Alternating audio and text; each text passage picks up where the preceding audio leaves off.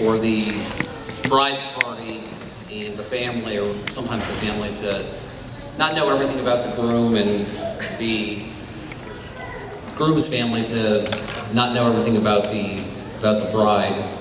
And hopefully as the years go on, that changes quite a bit. But when Eric asked me to be the best man, I immediately started thinking about what I could tell Trinity and the Abbott family about him that they didn't already know, that might illuminate some simple truth about him. And I almost immediately thought back to something that happened in Portland, Maine about 2 years ago.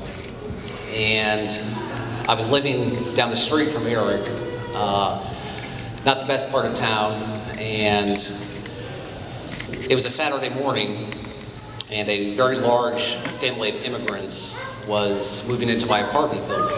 And they didn't speak any English, but they somehow roped me into helping them carry all the heavy furniture up several flights of stairs. And the last thing in their U-Haul was this gigantic king-size mattress.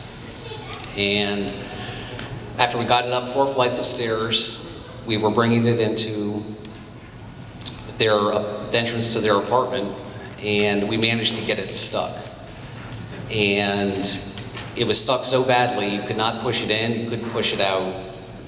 And there was only a couple of inches between the door frame and the mattress. And I knew I was either going to have to jump out the window or I was going to have to call Eric. And I called him, and I didn't say hello. I didn't ask what he was doing. I didn't ask if he was busy. I just said, I'm stuck on the 4th floor of my building behind a mattress with a bunch of strangers.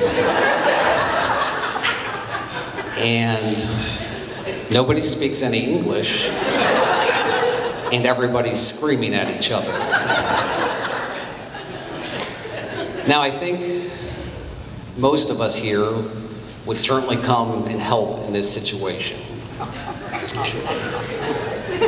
But I don't think any of us would not have some follow-up questions. Like, the most obvious being, how did you get into this situation? Or, isn't there someone else in the building who can help you? Or maybe even, are you a complete idiot? But Eric, he didn't ask anything. He didn't ask a single question. For him, it was just no questions asked. And there was just a slight pause on the phone, and he said, all right, I'm on my way. Now, lest you all think that Eric is a total saint, and in the interest of the full truth, about 15 minutes after he got there, and we still had not dislodged the mattress, and Eric started yelling and cussing at the mattress.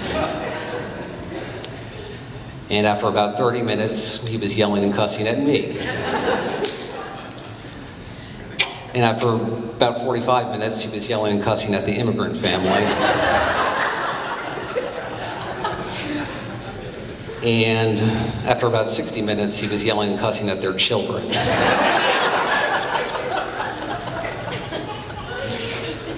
It was not too long after this that I was over at Eric's house, and he surprised me, and he told me that he had met someone new, and that he asked if I wanted to see what she looked like. And so I said, sure. And so he directed me to his computer, and I'm expecting to see a Facebook profile, or maybe a cell phone picture from a recent date. But he queued up a video, and on this video was this woman swinging upside down on a trapeze in New York City. And he said, "That's Trinity."